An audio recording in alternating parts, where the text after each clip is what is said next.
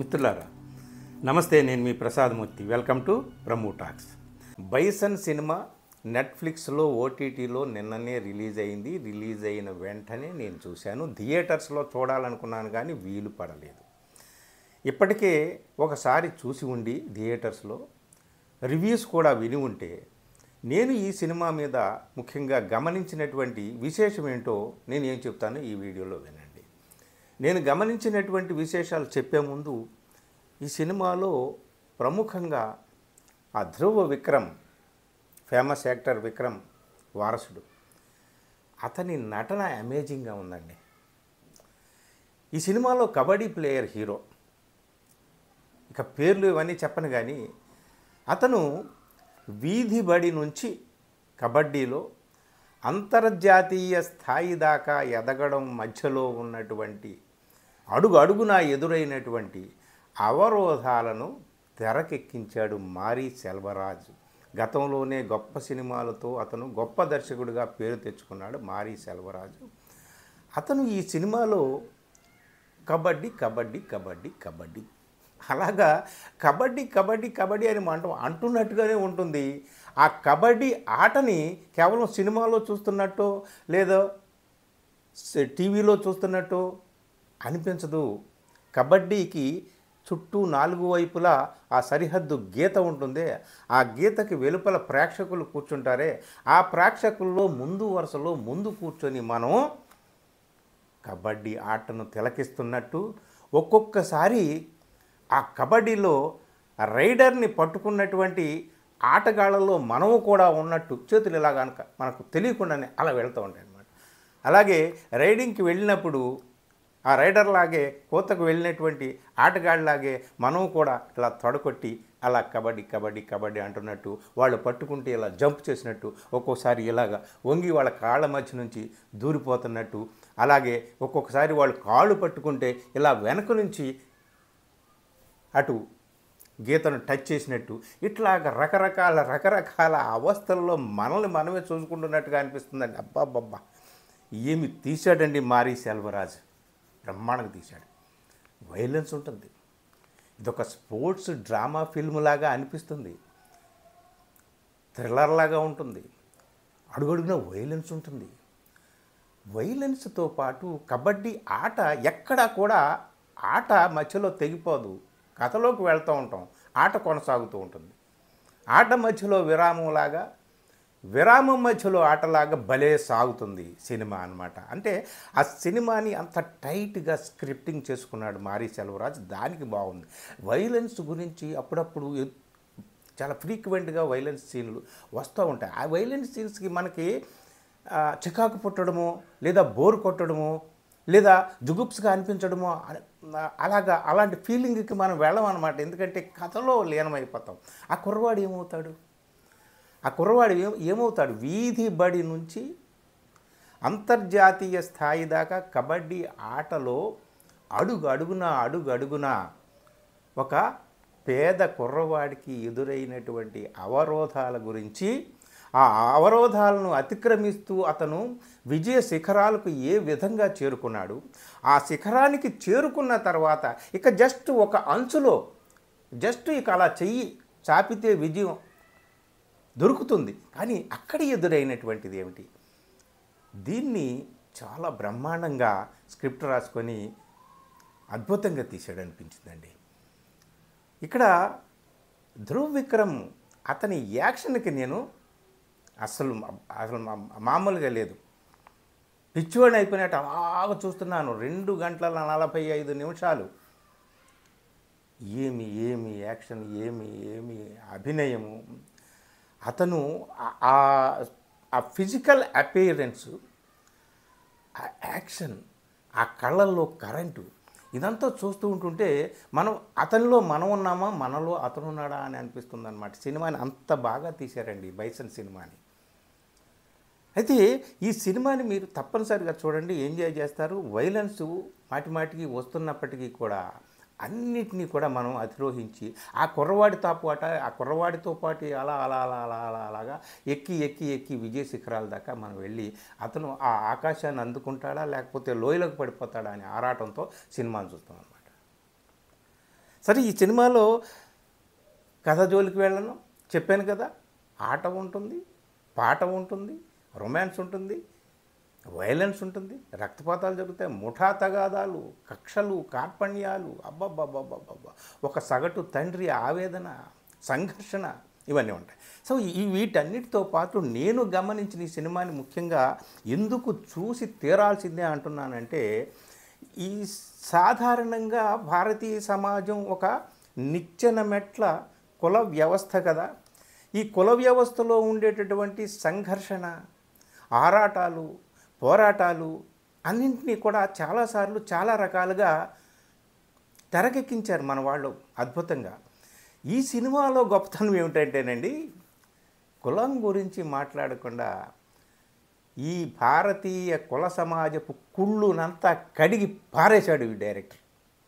మధ్య మధ్యలో మనకి అంబేద్కర్ కనిపిస్తూ ఉంటాడు ఫోటో రూపంలో, బుద్ధుడు కనిపిస్తూ ఉంటాడు.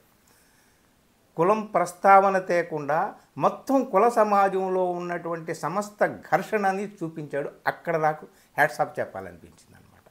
ఇంకోటి రెండు ఇక్కడ ఒకటి ఏమిటి అంటే, పైకి చూసినప్పుడు భారతీయ సమాజం చాలా మార్పు చెందుతూ వచ్చింది. ఇది నిచ్చెన మెట్ల కుల వ్యవస్థ. అందుకే ఈ కింది స్థాయి నుంచి, కింది తరగతి నుంచి వచ్చినటువంటి వ్యక్తులకు పై స్థాయికి వెళ్ళాలంటే, శిఖరాలని అందుకోవాలంటే వాళ్ళకి చాలా అడ్డంకులు ఎదురవుతాయి. జీవన్మరణ సమస్య ఎదురవుతుంది. అనునిత్యము సంఘర్షణే, అనునిత్యము పోరాటమే, అనుక్షణము పోరాటమే. కానీ ఈ పోరాటంలో చిక్కుకొని, ఈ పోరాటంలోనే ఇరుక్కుని అందులోనే ఉండిపోతావా, లేదా నీ వ్యక్తిగత జీవన పోరాటంలో విజయ శిఖరాల్ని ప్రధానంగా కేంద్రీకృతం చేసుకొని అక్కడికి చేరతావా? అంటే ఈ డైరెక్టరు చెప్పకుండా ఒక మాట చెప్పాడు, చెప్పి ఒక మాట మనకి బహిరంగంగా ప్రత్యక్షంగా ఒకటి చెప్పాడు. అదేమిటయ్యా అంటే, ఈ భారతీయ సమాజంలో అవరోధాలు, అంతరాలు ఇవి సహజమే, సంఘర్షణ కూడా సహజమే. నువ్వు నిత్యము ఎదురైనటువంటి ఈ సంఘర్షణలో చిక్కుకుపోతే you cannot reach your goal. కాబట్టి నీకు నువ్వుగా ఈ సంఘర్షణలోకి, ఈ ప్రమాదంలోకి జారుకోకు. నీ లక్ష్యం మీదే గురిపెట్టు, అక్కడికి చేరుకునేటట్టుగా ప్రయత్నించు. ఇదొక సందేశంలాగా మనకి పైకి ఆయన చెప్తున్నటువంటి సందేశంలాగా కనిపిస్తుంది. ఇంకోటి ఏమిటి అంటే, ఇక చాలామంది ఇంటర్ప్రిట్ చేయొచ్చు అనమాట. అంటే నువ్వు ఈ కుల సమస్యనే ప్రధానంగా తీసుకొని నీ అవరోధాలు ఎదురవుతూ ఉంటాయి, సరే ఆ సంఘర్షణలోకి నువ్వు దిగిపోతే నువ్వు అందులోనే కూరుకుపోతావు. వాటిని అసలు పట్టించుకోకు. ఈ క్యాస్ట్ పరమైనటువంటి సంఘర్షణ ఏదైతే ఉందో దాన్ని నువ్వు అసలు పట్టించుకోకు.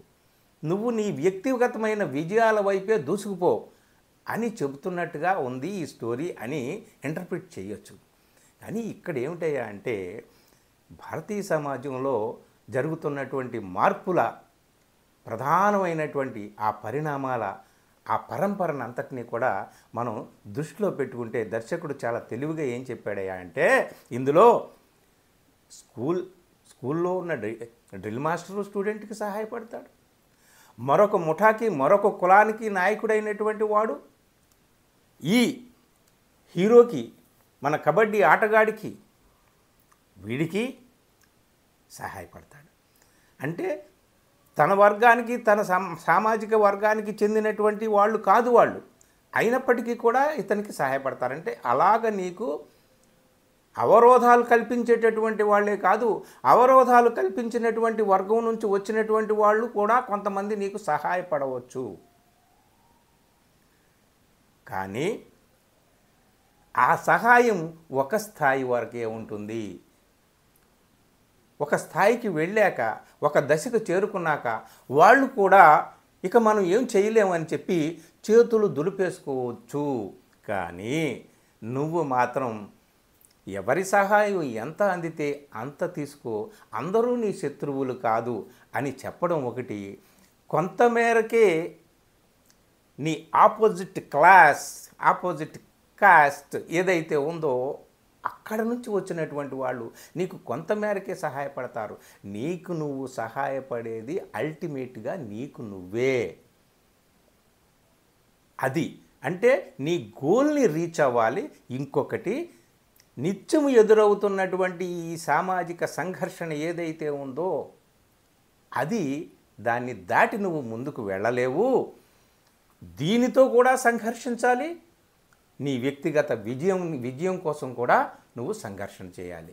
ఈ రెండు సంఘర్షణలు సమాంతరంగా నువ్వు సాగించినప్పుడే నువ్వు విజయ శిఖరాన్ని చేరుకుంటావు. ఆ శిఖరాన్ని నుంచి గగనాన్ని అందుకుంటావని చెప్పకనే చెప్పాడు మారి సెల్వరాజు అని అనిపిస్తుంది నాకు ఈ మొత్తం సినిమా చూసిన తర్వాత.